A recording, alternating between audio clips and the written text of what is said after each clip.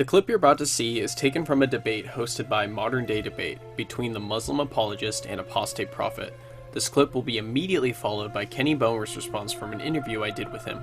Links to both full videos will be in the description. I mean, just because Christians today are pussies and, they don't want to, commit religion, their religion doesn't, or enforce the laws of the Bible, doesn't mean, that Muslims should be subject to the same standard. Okay? Wow. Did you guys hear that? Did everybody hear that? What did you just say, MENJ?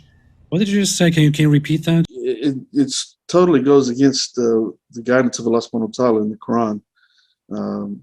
Allah guides us to speak, kind words, and otherwise just remain silent. Don't say things that are detrimental to yourself, and don't throw yourselves into destruction with your own hand.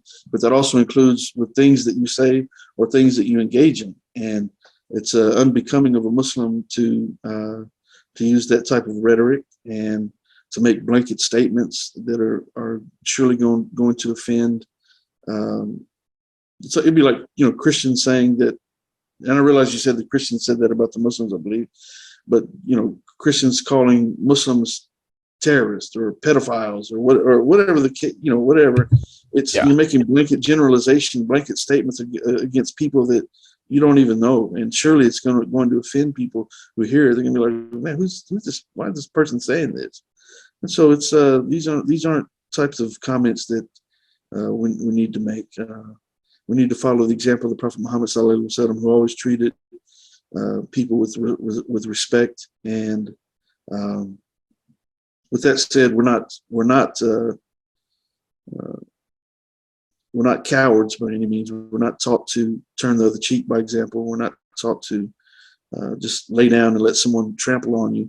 We have every right to defend ourselves. But when it boils down to all the name calling and all the bantering that takes place, especially on social media, it's like, don't you realize that everything that you say and everything that you do is being recorded by the angels that have been prescribed to you? Even what you type, even what, everything that we send forth in this life, everything that we're doing is actually literally being recorded, and we're going to answer for it. So if you're offending masses of people, for everyone, and think about this, you make a blanket statement and multiple people that hear it, that are the addressees, they hear it, they're offended. It causes them to get in various arguments with various Muslims and so forth. Now, one person's statement is it's a trickle-down effect or a snowball effect or a pyramid effect, in that now your one comment has now triggered all these other negative interactions. And even though we're only responsible for what we send forth or what we actually do and say, we are partly responsible for what we incline others to do or engage in as well. So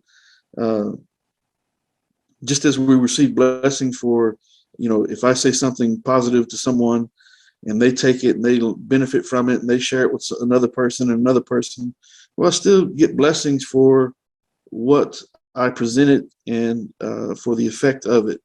And but the same applies to things that we would say that are hurtful or negative, or